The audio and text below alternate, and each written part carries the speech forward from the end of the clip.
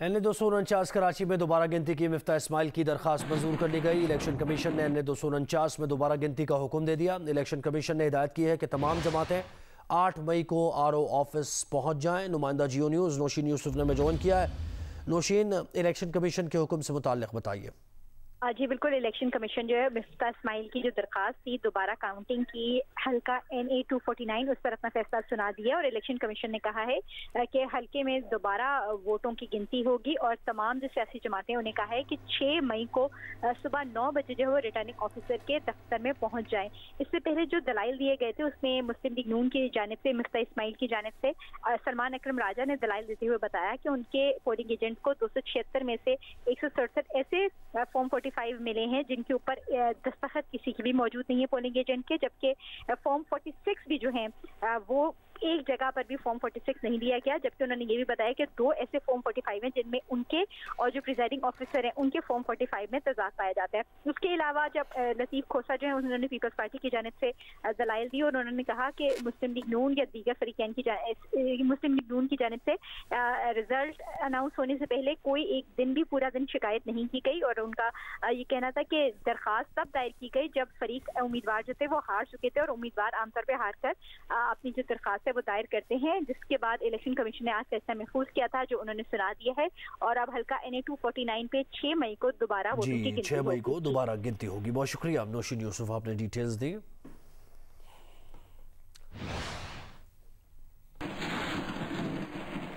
कायदे हिज़्ब इख्तिलाफ शहबाज शरीफ ने election commission के फैसले पर इजहार तशक्कुर किया है। एक बयान में कहा है कि खुशी है कि हल्का NA-249 में मुस्लिम लीग नून के वोटों की दोबारा गिनती के मुतालबे को तस्लीम कर लिया गया। उन्होंने कहा कि 2 टॉप हरीफों के दरमियान वोटों का मामूली फ़र्क था, इसलिए शफाफियत के लिए दोबारा गिनती ज़रूरी थी। शहबाज शरीफ का कहना था कि वोट की साख जमहूरियत की बुनियाद है।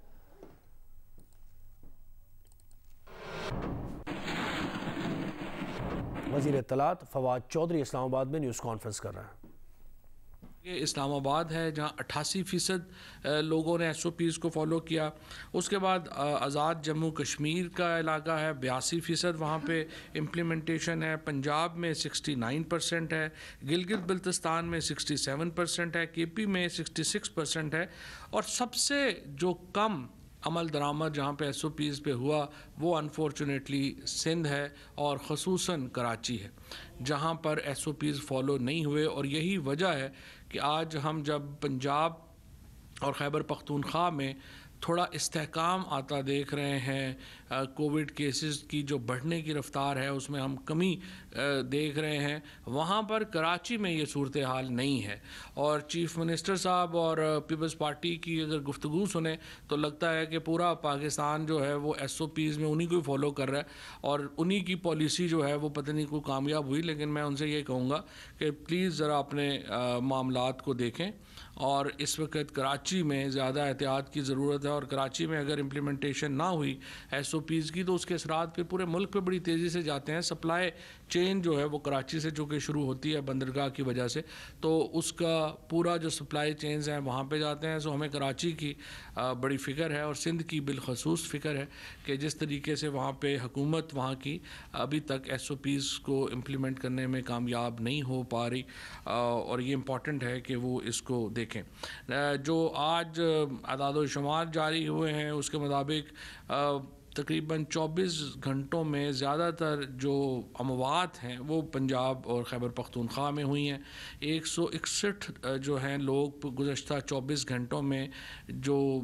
उनकी जो टोटल अमवात हुई उनमें 70 जो थे वो वेंटिलेटर्स के ऊपर थे। 3377 लोग जो हैं वो कोविड पॉजिटिव टेस्ट हुए हैं 3 मई को। 161 लोग जो हैं उन्होंने अपनी जान, ज़ाहिर है कि वो कोरोना की वजह से ये अमवात हुई हैं 161 लोगों की। इसके साथ जो वेंटिलेटर्स इस वक्त ऑक्यूपाइड हैं, मुल्तान में 76%, लाहौर में 67%, गुजरांवाला में 62%, भावलपुर में 56% और इसके बाद जो ऑक्सीजन बेड्स हैं वो सवाबी में 67%, सवात में 66%, पेशावर में 63% और लाहौर में 56%। और टोटल एक्टिव केसेस जो हैं वो 86,151 हैं और मेरा उम्मीद यही होगी कि इंशाल्लाह जो हम आगे बढ़ेंगे और ये जो ईद की छुट्टियां हैं इनमें जिस तरीके से ये लॉकडाउन इसलिए किया गया है कि ज़रा इसका जो हमारी जो हालात हैं, सिचुएशन जो है वो उसमें स्टेबिलिटी आए, और मुझे उम्मीद है कि सिंध हुकूमत इसमें खसूसन अमल दरामद कराएगी अपने SOPs में, ताकि ये जो चीज़ जो बाकी सूबों में कम होना शुरू हुआ है, अगर कोरोना या एटलीस्ट केसेस की रफ्तार थोड़ी कम हुई है, तो उसको हम जो है इसको सिंध में भी जो है वो कर सकें। फिर अब आइए, दूसरा जो इम्पोर्टेंट था वो ब्रीफिंग है हमारी जो इलेक्टोरल रिफॉर्म्स के ऊपर हुई। अभी आपने देखा कि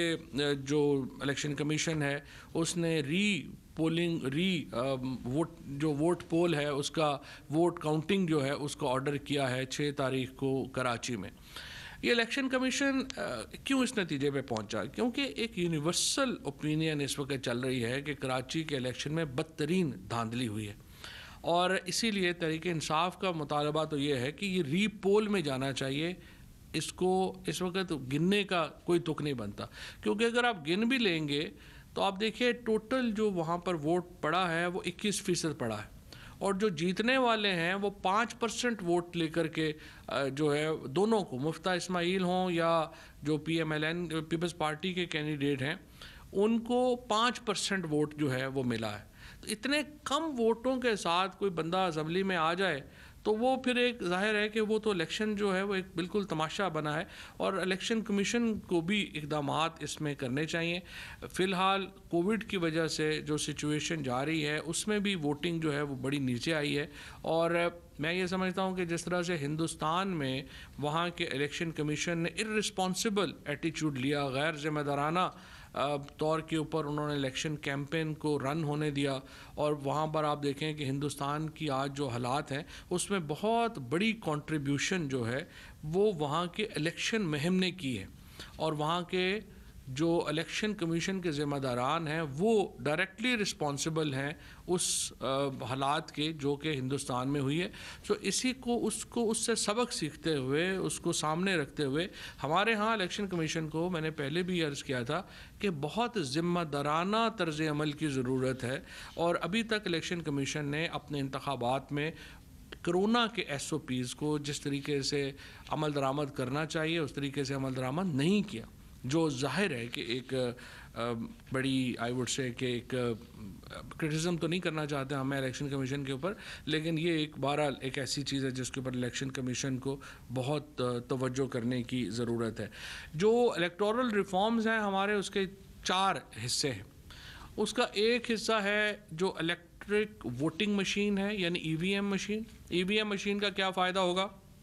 आप जाएंगे, आप वोट कास्ट करेंगे, आपको मैक्सिमम 5 मिनट में आपका नतीजा जो है पोलिंग का पूरे का वो आपके पास होगा, यानी जो पूरा नतीजा है वो तकरीबन आप समझिए कि 20 मिनट में आपको पूरे हलके का नतीजा जो है वो आपके पास होगा। तो ये EVM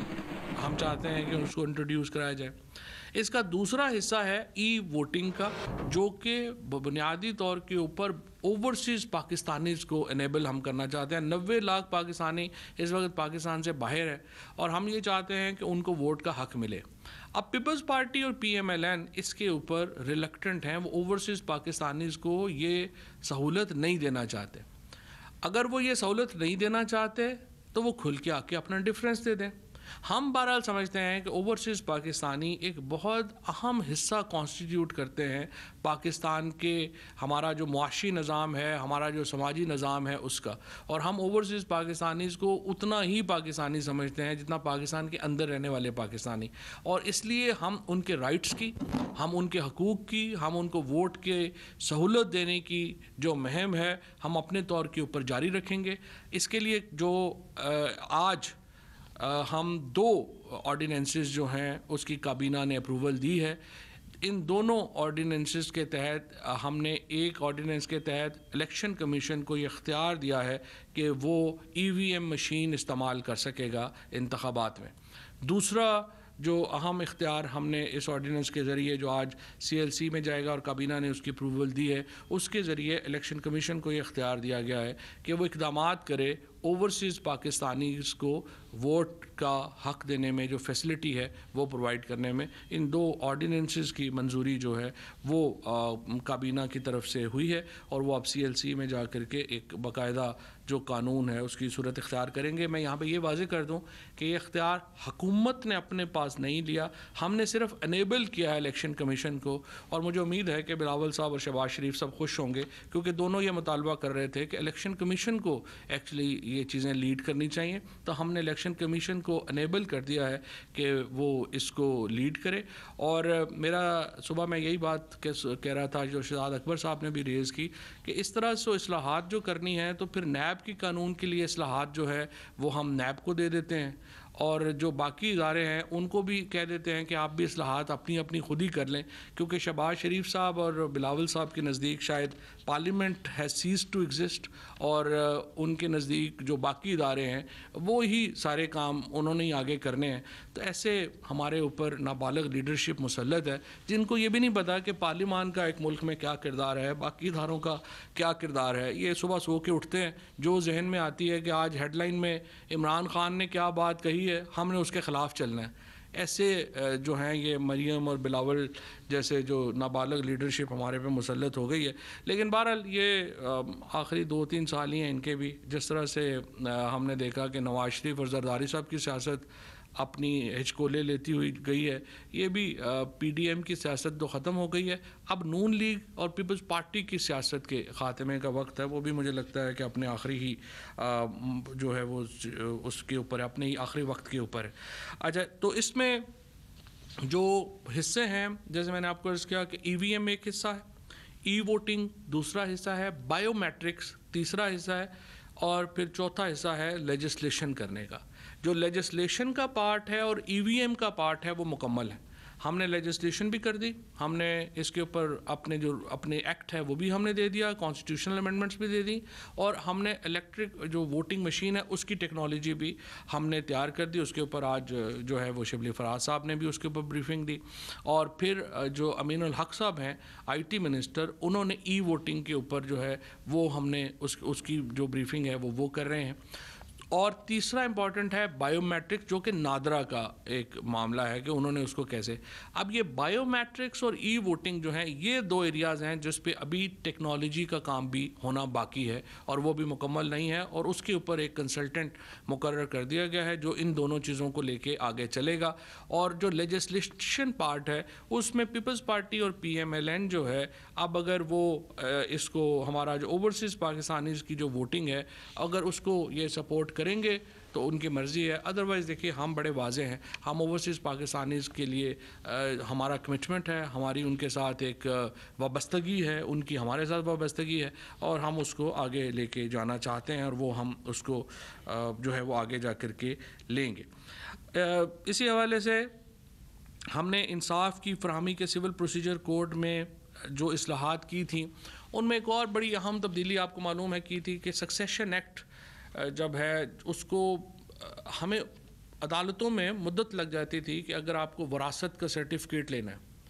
अब वो वरासत के सर्टिफिकेट लेने का जो तरीका है उसको बहुत सहल बना दिया गया। अब उसके लिए आपको अदालत जाना ही नहीं पड़ता। नादरा जो है उसको ये इख्तियार हासिल है कि वो देख के फैमिली ट्री देख के अकॉर्डिंगली वरासत का सर्टिफिकेट जो है वो जारी कर देता है। इसी सहूलत को हम ओवरसीज़ पाकिस्तानीज़ को भी जो है वो हमने दिया है और जो हमारी एम्बेसीज़ हैं उनके अंदर 24 एम्बेसीज़ के अंदर इब्तदाई तौर के ऊपर ये डेस्क कायम हो रहे हैं जिसमें जो वरासत के और सक्सेशन सर्टिफिकेट्स के मामलात हैं वो उसको जो है फैसिलिटेट किया जाएगा। हुकूमत पंजाब का जो इस मामले में है, पंजाब में जो सिविल प्रोसीजर है हमारी रिफॉर्म्स थी, इस्लाहात थी, उनको अदालत ने टेक्निकल वजूहात की बिना पर सेट असाइड किया था। प्राइम मिनिस्टर साहब ने हदायत की है पंजाब हुकूमत को कि वो अपने जो प्रोसीजरल इशूज़ हैं उनको रिजॉल्व करें, उनको हल करें और पंजाब में भी ये जो हमारे सिविल सर्विस ये जो हमारे सिविल केसेस के जो रिफॉर्म्स हैं उनको जो है वो वहाँ पर जो है वो जल्द अज जल्द लागू किया जाए। इसके साथ मैं आपको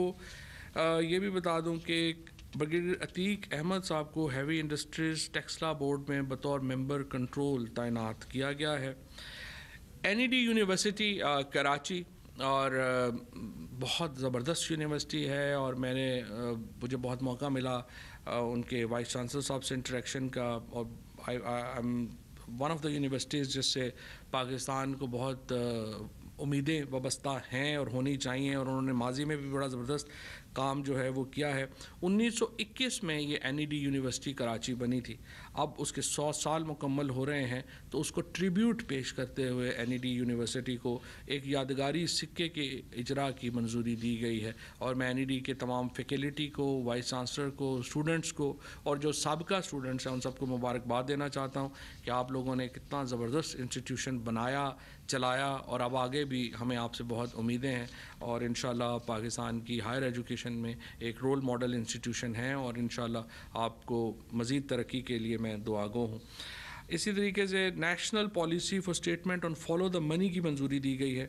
ये बेसिकली जो पैसे का सुराग लगाने का एक जो अमल है फैटफ के तहत, इसको जो है वो पहले तेज़ किया गया था कि ये जो पैसा जिसके ऊपर बहुत ही आपको पता है प्रॉब्लम होती है कि हमारा जो शहबाज शरीफ साहब हैं या ये जो बाकी जरदारी साहब के केसेस हैं, अचानक घर पे बैठे बैठे इनका पता चलता है कि वो 1000 रुपया 100 साल अपनी फैमिली जो है उनकी वो 1000 रुपया टैक्स दे रही थी। अचानक पता चलता है कि बिलियंस ऑफ डॉलर की प्रॉपर्टी जो है वो लंदन के फ़लानी जगहों पे या सरे महल उग गए हैं या फ्रांस में आ गए हैं। तो उसी को ही आगे बढ़ाते हुए ये लेजिस्लेशन की गई है कि फॉलो द मनी पॉलिसी जो है वो उसको अप्रूव किया गया है, और ज़्यादा इफेक्टिवली जो पैसा है उसको फॉलो किया जा सकेगा। वफाकी काबीना को रिकमेंडेशन दी गई थी कि ईद के मौके के ऊपर 30 दिन की जो रेमिशन है कैदियों को दी जाए, यानी 30 दिन की रियायत दी जाए। काबीना ने उसको 90 दिन की रियायत में तब्दील कर दिया है, और अब जो कैदी हैं उनको 90 दिन की रियायत जो है वो हासिल होगी। इसमें जो 65 साल या उससे ज़ायद उम्र के मर्द कैदी हैं और 60 साल से ज़्यादा जो ख़वातीन कैदी हैं जो अपनी सज़ा का 1/3 हिस्सा काट चुके हों, उनको भी ये ख़ुसूसी रियायत जो है वो मुयस्सर आएगी। इसी तरह से जो बच्चों के साथ ख़वातीन सज़ाएँ काट रही हैं उनको ये रियायत जो है वो मिलेगी, और फिर जो 18 साल से कम उम्र के हैं उनको भी ये रियायत मिलेगी। जो बहुत ही संगीन जराइम में जैसे कि जासूसी है या टेररिज्म है, उनको लिए ज़ाहिर है वो रियायत जो है वो नहीं है, जो बहुत संगीन जराइम में मुलव्वस है। काबीना ने कोरोना की रोकथाम के पेश नज़र हुकूमत सिंध की दरख्वास्त पर फ़ौज की तैनाती की मंजूरी दी है। हुकूमत सिंध ने दरख्वास्त की थी कि फ़ौज को तैनात किया जाए सिंध में, और मुझे उम्मीद है कि अब शायद वो SOPs जो हैं वो इम्प्लीमेंट होना बेहतर शुरू हो जाए। पहले मुझे नहीं मालूम क्यों सिंध हुकूमत ने इसको इतना लेट किया, अगर ये कर देते तो इससे एक बहुत बेहतर जो है वो हो जाता। अच्छा, एक और काबीना ने इमिग्रेशन ऑर्डिनेंस 1979 के तहत ओवरसीज़ एम्प्लॉयमेंट प्रमोटर लाइसेंसों की तनसीख के हवाले से अपीलों के लिए काबीना मेंबरान शफ़क़त महमूद साहब को और शीरी मज़ारी को एक कमेटी बनाई है, जिसके पास अगर आप ओवरसीज़ एम्प्लॉयमेंट के प्रमोटर हैं और आपका लाइसेंस कैंसिल हो जाता है तो उसके ख़िलाफ़ अपील का कोई जो था वो फ़ोरम नहीं था। अब शफ़क़त महमूद साहब और शीरी मज़ारी जो हैं उनको ये फ़ोरम ये क्रिएट किया गया उनके ऊपर, और जो प्रमोटर्स जिनके लाइसेंस कैंसिल होंगे वो इस कमेटी को अपील फ़ाइल जो है वो कर सकेंगे। पाकिस्तान रेलवेज़ के ऑपरेशंस में निजी शोबे की शमूलियत को यकीनी बनाने और इस हवाले से निजी शोबे की भरपूर शमूलियत की हाल में एक बड़ी रुकावट को दूर करने के हवाले से एक अहम फ़ैसला करते हुए काबीना ने निजी शोबे की जानब से दी जाने वाली बिड्स पर 10% एडवांस विद होल्डिंग टैक्स के ख़ात्मे की मंजूरी दी है। रेलवे के अंदर जो भी बिड करता है उसको 10% पहले विद होल्डिंग टैक्स देना पड़ जाता है, तो इसकी वजह से वहाँ पे प्रॉब्लम है। और हम चाहते हैं कि रेलवे के अंदर पब्लिक प्राइवेट पार्टनरशिप्स, हमारा एक ओवरऑल भी हमारी पॉलिसी है कि इसमें हम बड़े, और रेलवे में हम बिलखसूस चाहते हैं कि वो ये बिड्स आएँ, तो इसलिए हमने विद होल्डिंग टैक्स जो है उसको ख़त्म किया है। वफाकी काबीना ने सैयद नजम सईद को रेलवे कंस्ट्रक्शन पाकिस्तान लिमिटेड का चीफ एग्जीक्यूटिव ऑफिसर तैनात किया है। इसी तरह से एक और जो अहम फ़ैसला किया है वो ये किया है कि जो ये इदारा जाती इस्लाहात की जो हमारी कमेटी है, जिसमें शफ़क़त महमूद साहब इसको हेड करते हैं, डॉक्टर इशरत साहब इसमें शामिल हैं, इसमें दो इम्पॉर्टेंट फ़ैसले किए गए हैं। और भी इम्पॉर्टेंट फ़ैसले हैं, बट दो मैं हाईलाइट करना चाहता हूँ। इनमें एक फ़ैसला तो ये किया गया है कि जो MP1 MP2 के ऊपर पहले ही होता था कि सरकारी मुलाजमीन जो थे वो एलिजिबल इस सेंस में नहीं थे कि उनको अपनी नौकरी से इस्तीफ़ा देना पड़ता था और फिर वो जाके MP1 और MP2 में जो है वो आ सकते थे। अब ये फैसला किया गया है कि सरकारी मुलाजमीन जो हैं वो बग़ैर इस्तीफ़ा दिए MP1 और MP2 के लिए दरख्वास्त दे सकेंगे, और अगर वो वहाँ पर उनको नौकरी मिल जाती। इस्लामाबाद में वज़ीर इत्तलात व नशरियात फवाद चौधरी न्यूज़ कॉन्फ्रेंस कर रहे हैं।